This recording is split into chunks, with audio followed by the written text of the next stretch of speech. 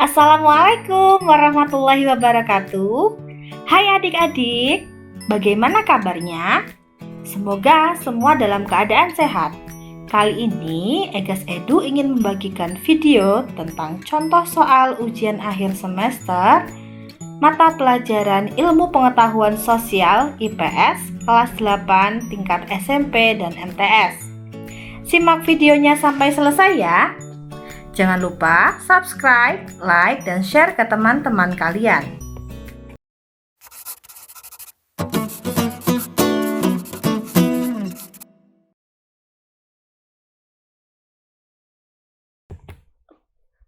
Pertanyaan nomor 1. Rumah tangga keluarga sebagai rumah tangga konsumen memiliki dua peran, yaitu sebagai konsumen dan sebagai penyedia faktor produksi. Contoh peran keluarga sebagai konsumen yaitu A. Menyewakan tanah kepada perusahaan. B. Mengelola perusahaan sehingga memperoleh keuntungan. C. Meminjamkan seluruh dana untuk modal usaha. D. Membeli barang untuk memenuhi kebutuhan.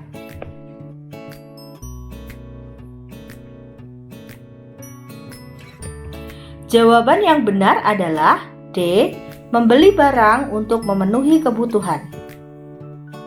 Pertanyaan nomor 2. Peran rumah tangga perusahaan atau rumah tangga produsen yaitu A. Mengatur perekonomian. B. Memproduksi barang dan jasa. C. Memenuhi kebutuhan hidup sehari-hari. D. Membayar barang dan jasa yang dibeli.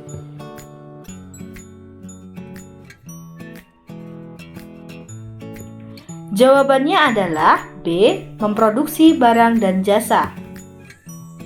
Pertanyaan yang ketiga, peran rumah tangga pemerintah dalam perekonomian yaitu A. Pengatur, konsumen, produsen. B. Pemakai, konsumen, produsen. C. Pembeli, pembayar, penyewa. D. Pengatur, konsumen, penyedia.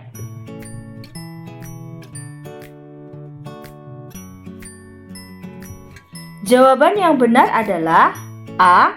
Pengatur, konsumen, produsen.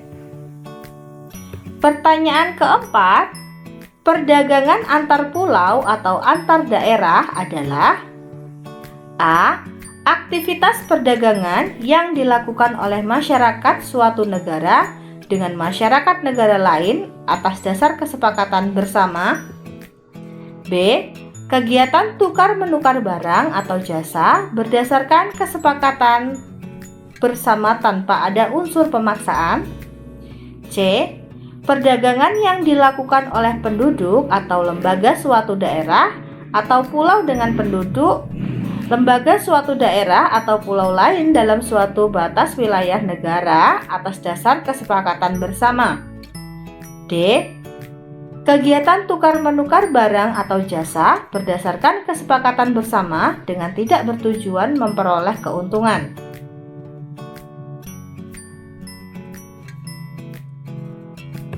Jawaban yang benar adalah C. Perdagangan dilakukan oleh penduduk, lembaga suatu daerah atau pulau dengan penduduk, lembaga suatu daerah atau pulau lain dalam suatu batas wilayah negara atas dasar kesepakatan bersama. Pertanyaan yang kelima, perdagangan antar pulau atau daerah bertujuan A. Memperoleh keuntungan, memperluas jangkauan pasar. B. Memperoleh keuntungan, membedakan barang yang diproduksi. C. Menghilangkan perdagangan internasional, memperoleh keuntungan. D. Meningkatkan perdagangan online, menghilangkan perdagangan tradisional.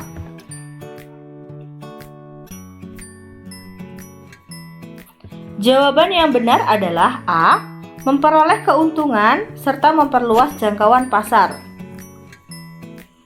Pertanyaan yang keenam, perhatikan pernyataan berikut. 1. keadaan pasar luar negeri. 2. Perbedaan faktor produksi yang dimiliki.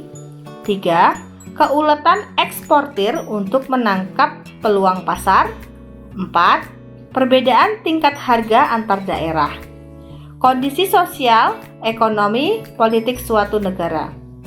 Faktor pendorong perdagangan antar pulau atau antar daerah yaitu pernyataan nomor A. 1 dan 3, B. 2 dan 4, C. 1 dan 5, D. 2 dan 3.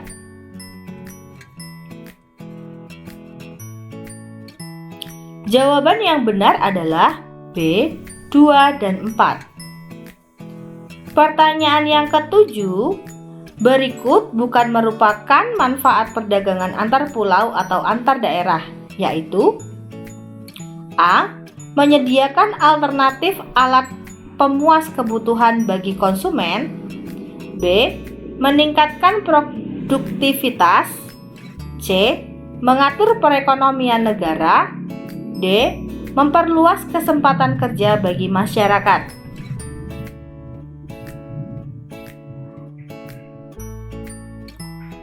Jawaban yang benar adalah C. Mengatur perekonomian negara. Pertanyaan ke-8, perdagangan antar negara atau internasional adalah A. Aktivitas perdagangan yang dilakukan oleh masyarakat suatu negara dengan masyarakat negara lain atas dasar kesepakatan bersama. B. Kegiatan tukar-menukar barang atau jasa berdasarkan kesepakatan bersama tanpa ada unsur pemaksaan. C. Perdagangan yang dilakukan oleh penduduk, lembaga suatu daerah atau pulau yang dengan penduduk, lembaga suatu daerah atau pulau lain dalam suatu batas wilayah negara atas dasar kesepakatan bersama. D. Kegiatan tukar-menukar barang atau jasa berdasarkan kesepakatan bersama dengan tidak bertujuan memperoleh keuntungan.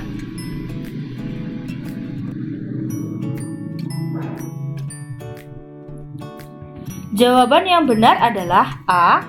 Aktivitas perdagangan yang dilakukan oleh masyarakat suatu negara dengan masyarakat negara lain atas dasar kesepakatan bersama. Pertanyaan ke-9, perdagangan antar negara atau internasional dapat mendorong setiap negara bertukar hasil produksi.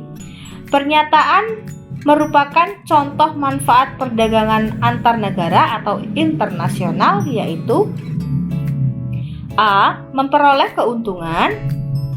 B. Memperoleh barang yang tidak diproduksi di dalam negeri. C. Menjalin persahabatan antar negara. D. Transfer teknologi modern.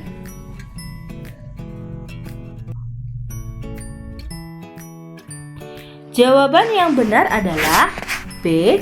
Memperoleh barang yang tidak diproduksi di dalam negeri. Pertanyaan ke-10, perhatikan pernyataan berikut. 1. Keadaan pasar luar negeri. 2. Perbedaan faktor produksi yang dimiliki.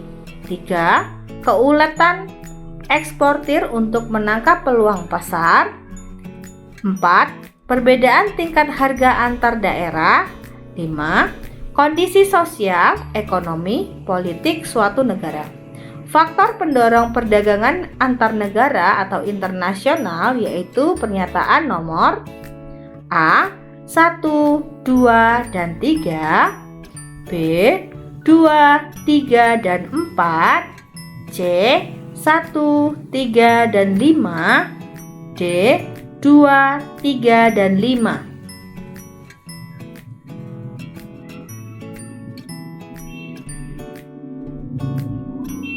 Jawaban yang benar adalah 1, 3, dan 5, di mana 1 itu adalah keadaan pasar luar negeri, 3. Keuletan eksportir untuk menangkap peluang pasar, 5. Kondisi sosial, ekonomi, politik suatu negara. Pertanyaan ke-11, Arti dari ekonomi maritim adalah usaha atau kegiatan ekonomi yang A. Berhubungan dengan laut, B. Berhubungan dengan pertanian, C. Memanfaatkan perdagangan, D. Mengusahakan industri wisata.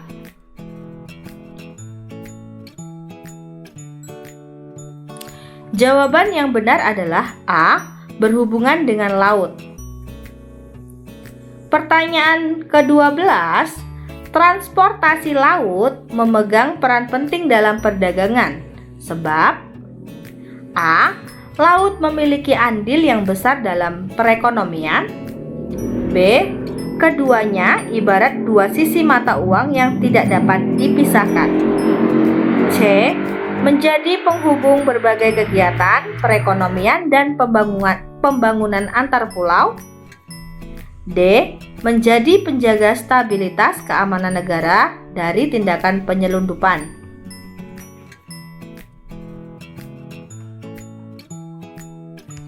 Jawaban yang benar adalah C. Menjadi penghubung berbagai kegiatan perekonomian dan pembangunan antar pulau. Pertanyaan nomor 13, strategi yang mendesak dalam pembangunan ekonomi pertanian Indonesia adalah A.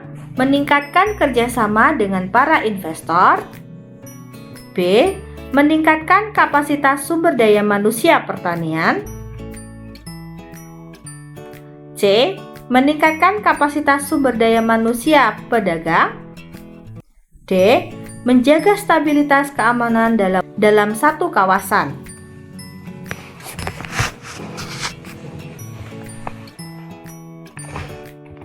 Jawaban yang benar adalah B. Meningkatkan kapasitas sumber daya manusia petani.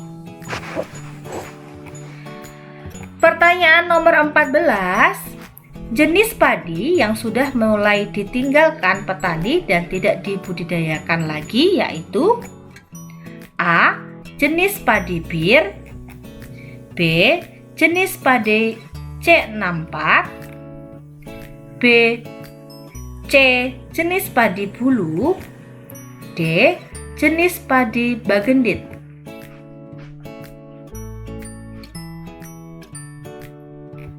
Jawaban yang paling benar adalah C. Jenis padi bulu. Pertanyaan nomor 15, di bawah ini yang bukan merupakan potensi agrikultur Indonesia adalah A. Rempah-rempah, B. Buah-buahan dan sayur segar, C. Bahan bakar nabati atau BN, D. Silika dan guano.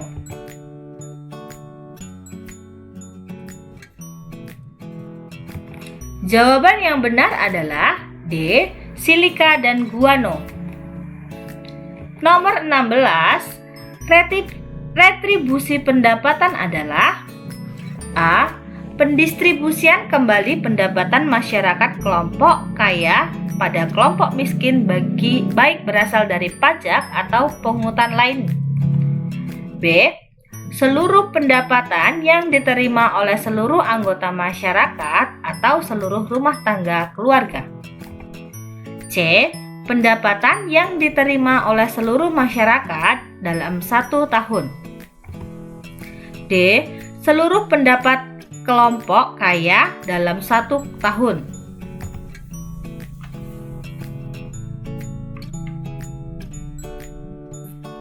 Jawaban yang benar adalah B. Seluruh pendapatan yang diterima oleh seluruh anggota masyarakat atau seluruh rumah tangga keluarga. Pertanyaan ke-17, di bawah ini yang termasuk program redistribusi untuk pemerataan distribusi pendapatan di Indonesia adalah A. Kredit lunak dan jaminan kredit berbasis komunitas, B.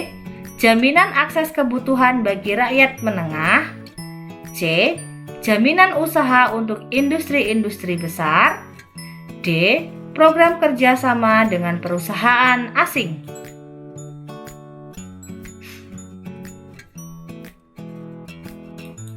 Jawaban yang benar adalah D. Program kerjasama dengan perusahaan asing. Nomor 18. Alternatif praktis retribusi pendapatan di Indonesia antara lain di bawah ini kecuali A. Pajak, B. Subsidi, C. Kredit lunak, D. Penggadaian.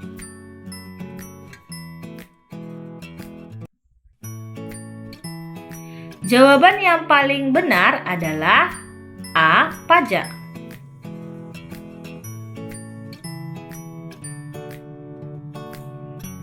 Nomor 19, salah satu peran penting agrikultur di Indonesia yaitu A. Tersedianya bibit yang bermutu bagi para petani, B.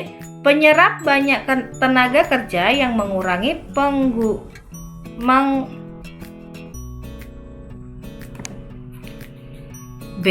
penyerapan banyak tenaga kerja yang mengurangi pengangguran, C. Akses teknologi pertanian semakin pesat di daerah-daerah, D. Semakin luasnya lahan pertanian dan perkebunan pemerintah.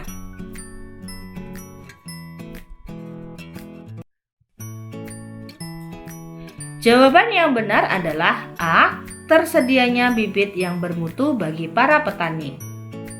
Pertanyaan ke-20. Berikut ini yang merupakan hambatan dalam pengembangan ekonomi pertanian adalah A. Modal kecil, B. Penggunaan teknologi masih sederhana, C. Sangat dipengaruhi musim, D. Pengolahan secara mekanik.